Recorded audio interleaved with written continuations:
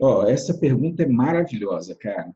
Essa questão, Ricardo, da divindade de Cristo é muito legal. Se a gente puder pegar a parte histórica, eu acho legal a gente pegar e dar uma olhadinha, como eu fiz das outras perguntas, eu também deixei um esqueminha aqui para a gente poder olhar, e a gente vai mostrar como é que funcionou a parte histórica.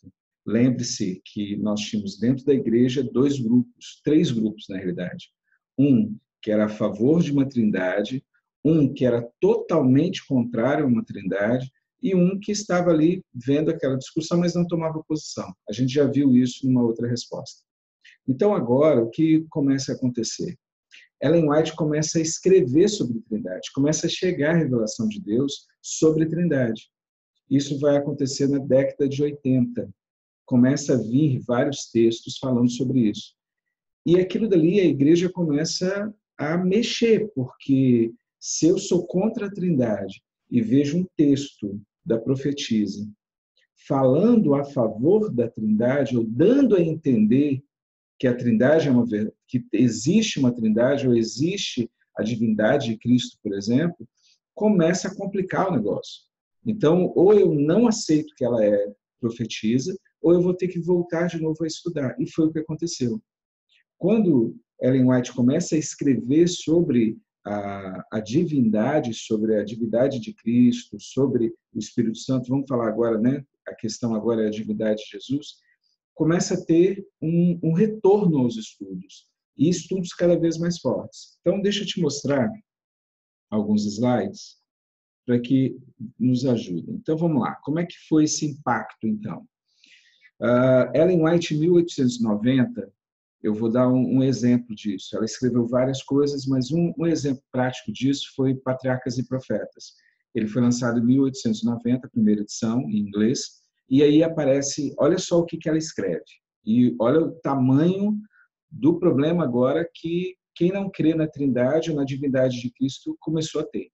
Porque ela diz assim: em todas essas revelações da presença divina, a glória de Deus se manifestava por meio de Cristo. Não somente por ocasião do advento do Salvador, mas através de todos os séculos. Você entendeu isso?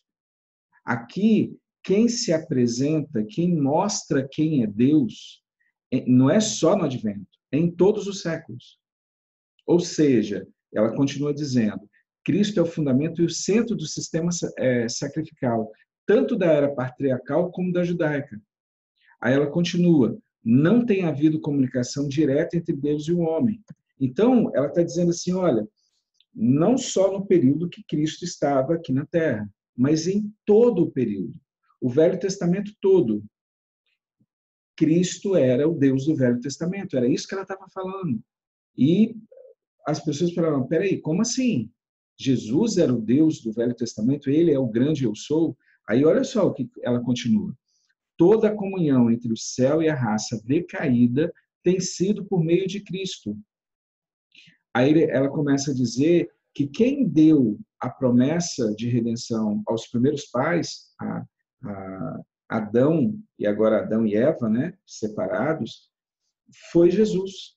Aí ele diz que os patriarcas conversaram com Jesus, Adão, Noé, Abraão, Isaac e Moisés fala que eles compreenderam o evangelho porque eles estavam em comunhão com o Salvador. E olha só essa frase, o Salvador, ou seja, o Deus do Velho Testamento, que viria ao nosso mundo em carne humana. Em carne humana. Então, ou seja, Ellen White começa a escrever em Patriarcas e Profetas que o Deus do Velho Testamento, que conversou com todo mundo no Velho Testamento, com todos os patriarcas, ele viria em forma humana. Então, é o Deus do Velho Testamento vindo ao mundo como ser humano. E aí ela continua dizendo que, além dele ser o guia dos hebreus, ele, Jesus, deu a Israel a lei. Cristo decretou aos ouvidos do povo os 10 mandamentos da lei. E diz que foi ele, Jesus, que escreveu a lei em pedra. Está aqui, a lei gravada em tábuas de pedra. Foi ele que deu a Moisés. Então, olha só, quando uma declaração dessa vem para um povo que existiam três grupos. Um esperando para ver o que estava acontecendo, olhando e estudando dos dois lados. Um que dizia que tinha uma trindade e que eles estavam buscando uma forma de expressar essa trindade de forma bíblica, porque eles tinham rejeitado também os outros tipos de trindade. E você tinha um grupo que veio da conexão cristã, que acreditavam que era o Pai é Deus, que Jesus é um ser criado, que foi gerado do Pai, e o Espírito Santo ou era Cristo ou era Deus, ou seja, era uma força. E aí ela começa a dizer que não, que Jesus não era um ser criado, que Jesus, na realidade, foi o Deus do Velho Testamento. Isso foi uma pancada. E quando essa pancada vai e entra, eles começam a estudar. E aí eles vão para a Bíblia. E quando vai para a Bíblia, aí começa a respaldar aquilo que Ellen White estava dizendo. E aí eles começam a ver, por exemplo, no livro de João, que é um livro maravilhoso para estudo, você vai ter, por exemplo, João capítulo 1, os versos de 1 a 3 e o verso 14, diz que o verbo era Deus e que se fez carne. Então ele era Deus e se fez carne. Ele era unigênito. Aí tem uma frase que aí as pessoas falam, não, o Deus do Velho Testamento é o Pai. Não, peraí.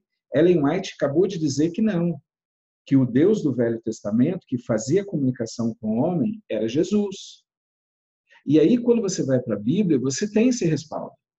Você tem, por exemplo, João capítulo 1, verso 18, e João capítulo 5, versos 37 e 39, depois você tem Lucas 24, 27. O que esses textos dizem? Em João 1, 19, diz que Deus o Pai, Cristo falando do Pai, diz, olha, ele nunca foi visto por ninguém. Em João 5,37, ele diz assim, não, o Pai, vocês nunca viram o Pai, vocês nunca ouviram o Pai. E ele estava se referindo antes, porque no Novo Testamento tem a voz do Pai, mas no Velho não. Porque no Velho, quem era o Deus do Velho Testamento era Jesus Cristo. Por isso que João 5,39, ele diz que as pessoas, citando o texto, fala que examinar as Escrituras, né, porque vocês julgam ter nelas a vida eterna, e são elas que testificam de mim. Mas peraí, as Escrituras testificam dele. Aí quando você vai para Lucas 24, 27, o próprio Cristo, aí está o relato dizendo que ele, começando por Moisés e descorrendo por todas as Escrituras, falavam o que nas Escrituras estava escrito sobre ele. Espera aí, vamos lá, vamos entender. Aonde que está Jesus no livro de Jonas? Jonas, o peixe e Deus. Não tem Jesus. Tem sim. O Deus que conversou com Jonas, o Deus que pegou o peixe, que fez... Aquele Deus é Jesus. O eu sou que conversava com Moisés, com Abraão, com Isaac, com Jacó, de acordo com João 8, de 56 a 59, é o próprio Jesus Cristo. O próprio Jesus Cristo diz isso. Antes que Abraão existisse, eu sou. Então, perceba, a gente está mostrando, quando eles ouviram o que Ellen White estava fazendo, eles voltaram para a Bíblia e começaram a reestudar aquilo que eles tinham aprendido. E aí fica um toque para quem está estudando agora. Toma muito cuidado, porque se você foi enganado, você não vai conseguir enxergar isso. E é bom que você pare. Se isso daqui está te incomodando, está te deixando com raiva, é o momento de você parar e rever. Porque teve esse conflito. Imagina, lembra, eram 3 grupos. E Ellen White agora escreveu para conduzir esse povo. E aí ela escreve, não, o Deus do Velho Testamento, aquele Deus que conversou com o povo, que entregou a lei, aquele Deus que fez tudo, é Jesus. E quando você vai para a Bíblia, você vai ver que é Jesus. Então, eles viram no Espírito de Profecia, mas nunca na Igreja Adventista, nunca, nenhuma doutrina da Igreja Adventista é baseada em Ellen White. As doutrinas da Igreja Adventista são baseadas na Bíblia. Ellen White ela foi uma luz menor que levou a luz maior. Ela nos conduzia para lá. Ela conduziu os nossos pioneiros a voltar a estudar a Bíblia.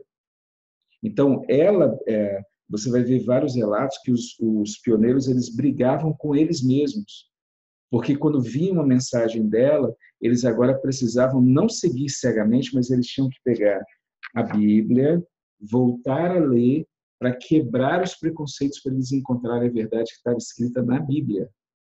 Então, um exemplo prático foi isso. Saiu o texto e eles caíam matando em cima, para eles estudarem, para rever. Olha só esse texto de João, no capítulo 12. É João 12, 36 a 41. Eu estou pegando o verso 41. Diz assim: Isaías disse isso quando viu a sua glória e falou dele. Se você pegar o contexto, você vai ver que Isaías está falando de Jesus e que eles não aceitaram a mensagem de Cristo. Mas peraí, Isaías então viu a glória de quem? A glória de Jesus. Quando isso aconteceu? Vários momentos, mas principalmente Isaías capítulo 6. Quando ele viu a glória, quando ele falou com Deus, e ele entendeu a glória. Então percebe, Isaías está falando, eu vi a glória do Filho, eu vi a glória de Deus, eu vi a glória de Jesus Cristo, desses que agora vocês não estão. E João sabia disso, ele entendeu isso. E ele falou que, além de ver a glória, ele falou com o Filho de Deus, com Jesus Cristo, que naquele momento era o Deus dos exércitos. Olha que legal. Vamos para Isaías, então, e eu queria ler alguns textos de Isaías para você ver como que essa doutrina ela é clara. Volto a te falar. O Deus do Velho Testamento, que atuou com os patriarcas, os profetas, de acordo com patriarcas e profetas, ele veio como carne. Então, esse Deus é Jesus.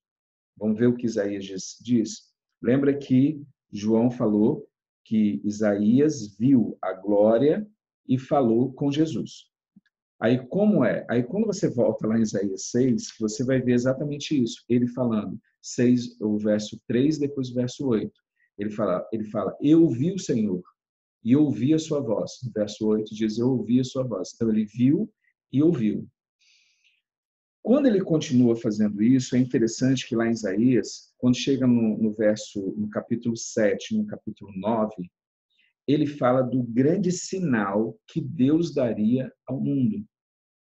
Que ele diz assim, o próprio Deus vai dar o sinal. O próprio Deus vai dar o sinal. Aí ele diz, uma virgem conceberá e dará o nome como? Emanuel, que significa o quê? De acordo com Mateus, Deus conosco. O que é Deus conosco? É o Deus do Velho Testamento que se fez carne. Essa é a mensagem do Evangelho. Que o Deus do Velho Testamento, Deus se tornou homem. Deus conosco. Essa é a mensagem. E essa é a mensagem que Ellen White colocou e as pessoas tomaram susto. E foi impactante. Agora, olha o que está na Bíblia. Vamos ver Isaías 40? Um detalhe. Esse menino que ia nascer, esse homem que ia nascer, ele seria Emanuel, Deus conosco, ele seria Deus forte e o Pai da eternidade. Aí, ele é o Pai da eternidade. Ele não tem período que ele não existisse. Ele é o Pai da eternidade. Certo? Ele é o Deus do Velho Testamento. E o interessante aqui é que quando você vai lendo Isaías, por exemplo, 40, o verso 3, 5 e 9, olha que coisa fantástica. Ele diz assim, esses eu quero ler. Ele diz assim, voz do que clama no deserto. Você lembra que essa profecia depois cai em cima de João Batista, certo? Que ele fala que ele era a voz do que clamava no deserto. Olha o que Isaías fala que João vai fazer depois. Voz do que clama no deserto. Preparai o caminho do Senhor. Endireitai no ermo vereda a nosso Deus. Jesus Cristo aqui é chamado de nosso Deus. Prepare o caminho para o nosso Deus. Aí o verso 5. E a glória do Senhor se manifestará, e toda a carne juntamente verá que foi a obra do Senhor que disse isso. Perceba, ele se manifestará e ele mostrará. Verso 9. Só, vamos pegar tudo. E tu, anunciador de boas novas, a Sião, sobe a monte alto.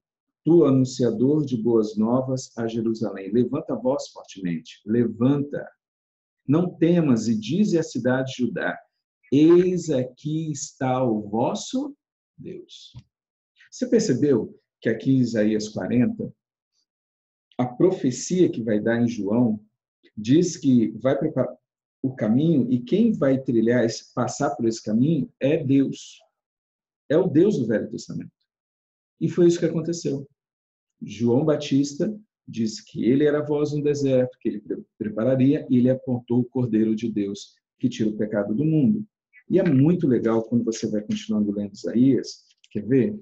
O outro que eu deixei ali também é fantástico. Olha só, se Isaías está conversando com Jesus, olha que interessante.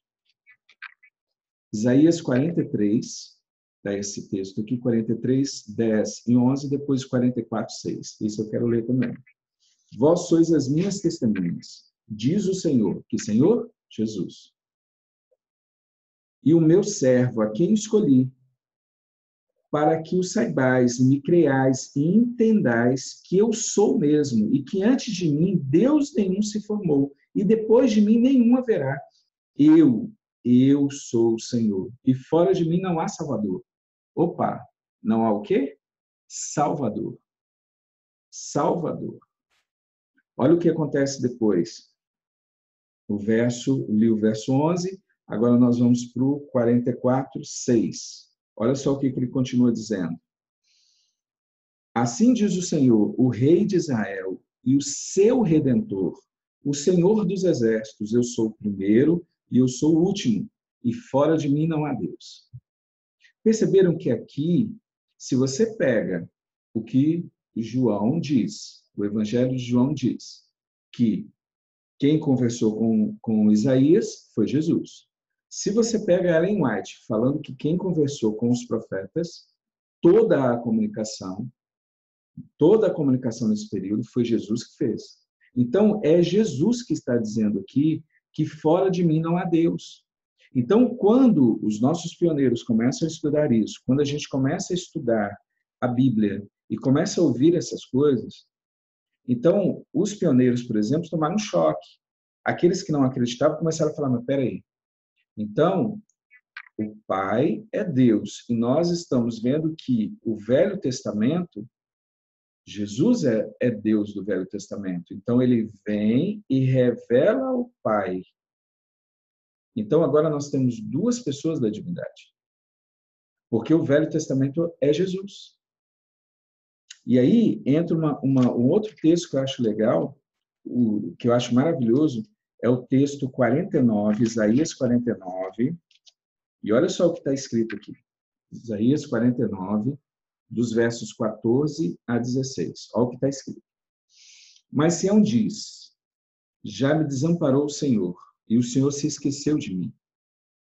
Pode uma mulher esquecer-se tanto do seu filho que cria, que não se compadeça dele, do filho do seu ventre? Mas ainda que essa se esquecesse, eu todavia me não esquecerei de ti. Presta atenção agora.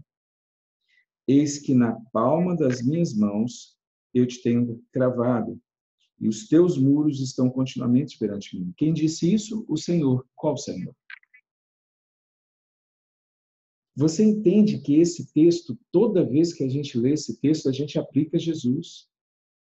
Toda vez. Só que aqui quem está falando é o Senhor que falava com ele, o Senhor dos Exércitos, o Deus Todo-Poderoso, aquele que Isaías viu o seu trono, lá em Isaías 6. Então perceba, esse Deus que se apresenta em Isaías, ele é, de acordo com Ellen White, é Jesus. De acordo com o Evangelho de João, é Jesus. E esse Deus, ele é o Deus do Velho Testamento, que se apresentaria no Novo, ele é o Emanuel, o Deus forte, Pai da eternidade, é aquele que João prepararia o caminho para que ele pudesse passar, mas Isaías diz que quem vai passar é o nosso Deus, é o vosso Deus. Ele diz também que fora de mim não há Deus, ou seja, ele é Deus, ele é o Salvador, e ele diz, nas minhas mãos eu tenho cravado vocês. Perceba, quando os pioneiros começaram a ver esses textos e reestudar esses textos, e aí eles começaram a olhar para o Velho Testamento e falar, gente, Abraão viu face a face, mas viu face a face de quem? Jesus. Isaac, Jacó, Moisés viram a face, conversaram com ele. Então, Jesus é o Deus do Velho Testamento. Então, perceba, quando Ellen White fala alguma coisa, ela desestruturou os pensamentos que estavam acontecendo e ali começa a ter um movimento bíblico, um movimento de estudo da Bíblia. E eu espero que esses textos, essas conversas que a gente está tendo aqui, essa entrevista, faça você estudar. Pare, pegue. Eu estou vendo pessoas se debatendo. Eu assisti a primeira entrevista para gravar a segunda parte, né? Os dois módulos de divindade e o Espírito Santo. E eu vejo pessoas se debatendo com textos que estão ali. Entenda uma coisa, nós não tiramos texto nenhum. Nós não precisamos falar que textos estão adulterados porque nós inventamos uma doutrina que não encaixa. Todos os textos que falam sobre a divindade, todos os textos, seja do Espírito de Profecia, seja da Bíblia, nós usamos. Nós não estamos descartando nenhum. Perceba, nós não precisamos fazer isso. A Bíblia, quando a gente estuda e faz, e quando casa o Espírito de Profecia e a Bíblia, ela é perfeita. Não tem nenhum problema entre outro. Então, entenda, a divindade de Jesus, ela foi balançada, a estrutura que existia, os três grupos, ela foi balançada porque Ellen White começou a receber revelações de Deus, falando sobre isso, e ela começa a escrever. E quando ela escreve, balança isso. E essas escrituras, esses textos, eles vão acontecer, se você quiser pautar, lembra que a gente estava falando que até Minneapolis, um pouquinho antes de Minneapolis, ela começa a escrever alguns textos. Minneapolis acontece, que é a justificação pela fé, e balança tudo. E após Minneapolis, aí você vai ver uma mudança radical. A igreja recebendo um poder e uma mensagem, e a igreja cresce de uma forma assustadora. É gigantesco, tanto que quando você começa em 1900, 1902, 3, 4, até 1906, você vai ter as crises administrativas, porque a igreja cresceu muito. Ela vai para vários lugares, vários países, ela tem um boom de evangelismo, porque a mensagem agora da justificação pela fé, ela vem com uma força total, e agora a igreja está preparada para falar sobre divindade, para falar sobre trindade e para aparecer as três pessoas da divindade. E aí a gente vai ver isso passo a passo. Vimos agora sobre a divindade de Jesus. E os próximos agora, eu já vi algumas perguntas, e aí eu vou deixar o Ricardo fazer a pergunta e depois a gente volta para responder e continuar com a entrevista.